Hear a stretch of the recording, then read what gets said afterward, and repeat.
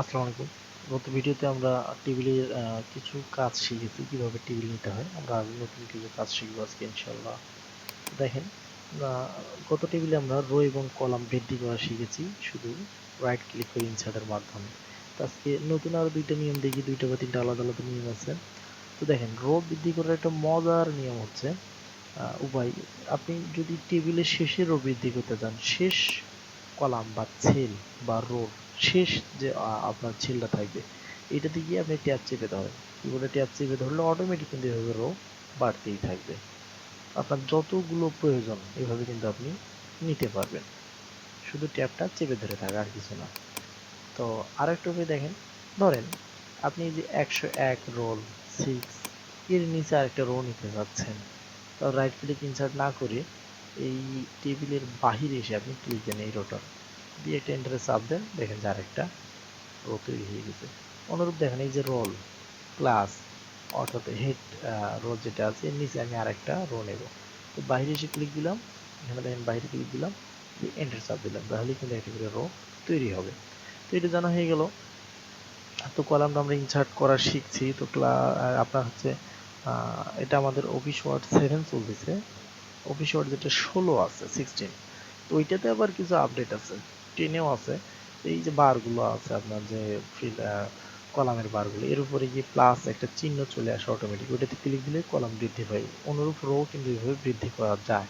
তো আমি আহ, একটা ভিডিও অবশ্যই করব যেটাতে আপনার অফিস 16 এবং 7 এর মধ্যে কিছু পার্থক্য বা আপডেট যেগুলো আছে সেই বিষয়গুলো তুলে ধরবো, যাতে করে ওগুলো জানা হয়ে যায়।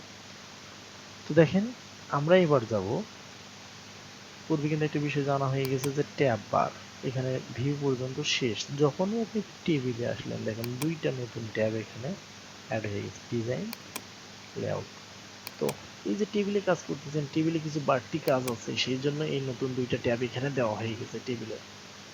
তো আমরা জানি যে সেগুলো কিভাবে কাজ করে, কি কি আছে এখানে। টেবিলে থাকাকালীন দেখেন ডিজাইনে যখন গেলেন, তো এখানে টেবিলের এই যে হেড রো, লাস্ট কলাম, এখানে কিছু অপশন দিয়ে দিচ্ছি এবং এগুলো হচ্ছে টেবিলের ডিজাইন। আমাদের এই ডিজাইনটাতে টেবিলটা আছে। তো এখান থেকে শুধু আমি একটু ধরে দেখলাম, দেখেন যে এখানে কিন্তু ডিজাইন চেঞ্জ হয়ে যাচ্ছে, বুঝতে পারতেছেন আপনারা। অনেক স্টাইল আছে, এগুলো আমরা ডিজাইনগুলো নিতে পারি টেবিলের চাইলে। আচ্ছা, তারপরে আছে কি শেডিং। এই যে সেলগুলো যেগুলো আছে, এগুলোর নিচে শেডিং এ কোনো কালার দিতে চাই কিনা দেখেন, আপনি চাইলে সিলেক্ট করে একসঙ্গে শেডিংগুলো চেঞ্জ করে দিতে পারেন। এরকম ডিজাইন করা, স্টাইলিশ করা, হাইলাইট করা, এগুলো করা যায় আর কি। তো শেডিং এর কালার। তো তারপরে আছে দেখেন বর্ডার্স। এই যে আমার টেবিলটা, দেখেন আমি এই যে বর্ডার আছে না চতুর্দিক দিয়ে, সবগুলো বর্ডারগুলো একসঙ্গে রেখে দিচ্ছি, নো বর্ডার করে দিলাম। এখানে টেবিল আছে। তো ভাববেন হয়তো এই যে ডট ডট ডট দেখা যাচ্ছে এগুলো কি, মূলত এখানে টেক্সট আছে সেই এরিয়াটা দেখানোর জন্য এটা আপনাকে ভিউ করতেছে, এটা কিন্তু প্রিন্ট আসবে না। যেমন এই যে এখানে আই লাভ বাংলাদেশের নিচে যে আন্ডারলাইনটা আছে, এটা কিন্তু কখনোই প্রিন্ট আসবে না, এটা শুধু আপনাকে সংকেত দিচ্ছে যে এটা ভুল আছে বা এখানে কোনো সমস্যা আছে, এই আর কি। তো অনুরূপ এই যে টেবিলটার বাইরে যে বর্ডারগুলো আপনারা ডট ডট দেখতে পাচ্ছেন, এটা কিন্তু কখনোই প্রিন্ট আসবে না, এটা শুধু আপনাকে লেখার এরিয়াটা বোঝানোর জন্য দেখাচ্ছে। তো আমি এখান থেকে বর্ডারে গিয়ে আবার যাব, ডিজাইনে চলে গেলাম, বর্ডার থেকে অল বর্ডার করে দিলাম। এখন দেখেন সবগুলো কিন্তু চলে আসলো। তারপরে দেখেন এইটা কি, আমাদের যে লাইনগুলো আছে এই লাইনের যে কেমন হবে, কোন স্টাইলের লাইনগুলো নেবে, দেখেন ডাবল লাইন, থ্রি লাইন, এরকম কিন্তু অনেকগুলো অপশন আছে, ডট ডটও আছে। তো আমি ডাবল লাইন একটা নিলাম, নিয়ে দেখেন উপরের লাইনটাতে খাম দিয়ে দিলাম, সেম সেই স্টাইলে চলে আসছে। পিটি বা ফ্যাট যেটা বলতেছে, মোটা হবে লাইনটা কতটুকু, 3 পিটি আছে, আমি কম চাই, আরো কমাই দেবো, ধরেন এটা দিয়ে দিলাম, টান দেন এটা কিন্তু কমে যাবে। তো যদি আরো বেশি চান 4 পিটি করে দিলাম, এখানে কিন্তু অনেক মোটা হবে। এটা হচ্ছে স্টাইলগুলো বর্ডারের। আর এটা হচ্ছে মোটা কতটুকু, কালার, পেন কালার, আপনি কি কালারের নেবেন, আমি রেড কালারের নিতে যাচ্ছি, অবশ্যই এটা রেড কালার হবে। এবার দেখেন রেড কালার হয়ে গেছে। তো এগুলো আমরা জানলাম যে হচ্ছে স্টাইল, মোটা কতটুকু হবে, পিটি ফ্যাট বলতেছে, পেন কালার। তো এই যে ড্র টেবিল কি, এটাকে যখন আপনি ক্লিক দিবেন এই আইকনটাতে, তখন একটা আপনি পেনের মধ্যে পেয়ে যাবেন। চাইলে এই ফিল্ডগুলোকে এরকম করে ভাগ করে টেবিলের বিভিন্ন আকৃতির পরিবর্তন করতে পারবেন, এখানে আর্ট করতে পারবেন, নতুন করে ফিল্ড কলাম এগুলো। যা হোক, কন্ট্রোল জেড দিয়ে আমি ফিরে গেলাম। এরেজার কি, এরেজার মিশানি, আমরা ছোটবেলা থেকে এরেজার ব্যবহার করছি। আমার ধরেন যে রোল এবং ক্লাস এই দুইটা মিলে একটা ঘর প্রয়োজন। তো এটা যদি মিশিয়ে দিলাম মাঝখানেরটা এইভাবে আর কি। ধরেন যে আমি করে একটু কিছু কলাম বাড়াইনি, এটাও বাড়াইনি। এটা কিন্তু আরেকভাবে করা যায়।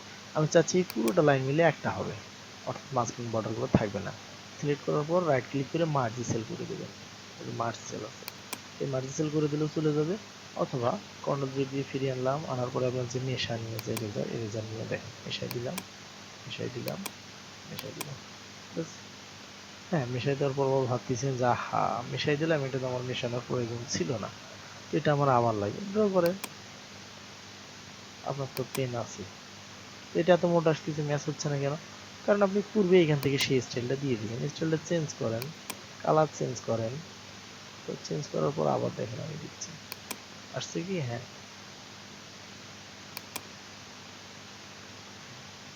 তো একটা বিষয় বুঝতে পারছেন মনে হয় আপনারা। দেখেন আমি এই যে লাইনটা এখান থেকে নিলাম, তো এখানে এই উপর থেকে ধরে নেওয়ার কারণে সোজা হবে। আর যদি আপনি না নিয়ে শুধু এখানেই দেন, হয়তো অনেক সময় বাঁকা হবে। এটা একটু দেখাই আপনাদের, অনেক সময় সমস্যাগুলো আপনার হতে পারে। আমারও হয়তো মাঝে মধ্যে ভুলে। যেমন আমি এটা নিলাম, দেখেন সামান্য একটু বাঁকা হওয়ার পরে অ্যাডজাস্ট করে নিল, কিন্তু এমনও হতে পারে একটু বেশি হয়ে গেছে পরিমাণটা, এরকম হয়ে গেছে, তারপরে অ্যাডজাস্ট করতেছে, অনেক সময় অ্যাডজাস্ট হবে না। তো সেই জন্য যেটা করা হয়, আপনি একটু উপর থেকেই নেন, এখান থেকে ধরে তারপর টেনে নিয়ে লাগাই দেন, তাহলে অবশ্যই এটা অ্যাডজাস্ট হয়েই থাকবে।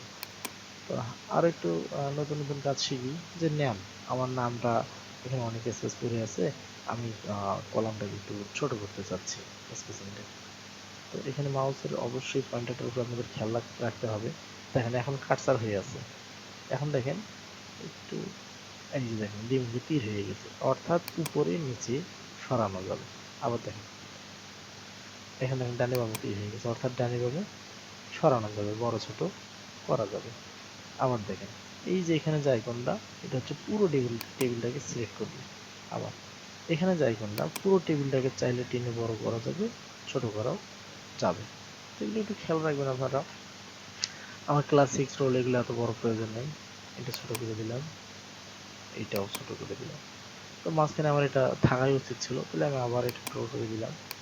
দিয়ে এই লেখাটা এই পাশে দিব যেহেতু, সেই জন্য আমি এই লেখাটাকে সিলেক্ট করি। আমাদের কিন্তু পূর্বেই বলছে যে কাট করার সবচেয়ে সহজ উপায় সিলেক্ট করেন, মাউস দিয়ে ধরে নিয়ে ছেড়ে দেন, এটাই হচ্ছে কাট।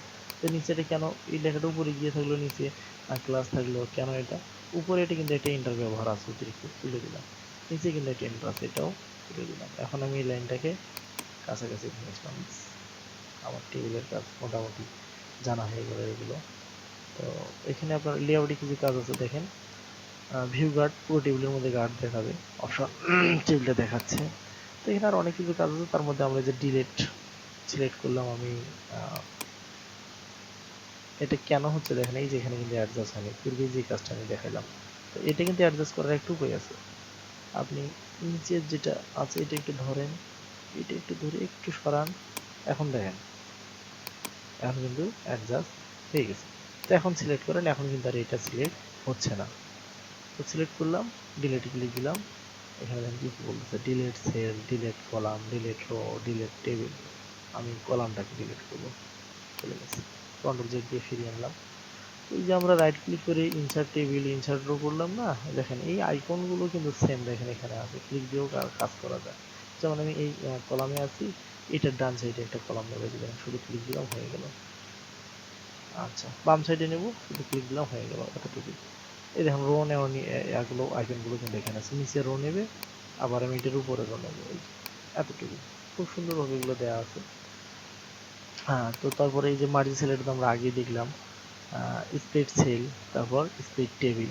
তো ধরেন যে এই হানিফ থেকে এই টেবিলটাকে আপনি ভেঙে দেবেন, উপরে একটা অপশন থাকবে টেবিল, নিচে আরেকটা টেবিল থাকবে, দুইটা টেবিল হয়ে যাবে।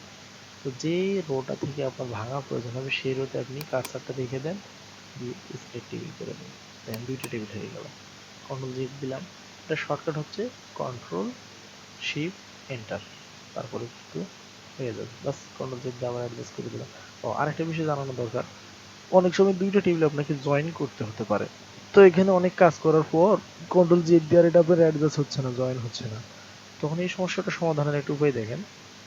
যদি আপনার কলামগুলো একই হয়, একই মাপের, তাহলে কিন্তু টেবিলটা জয়েন করে দিয়ে আপনি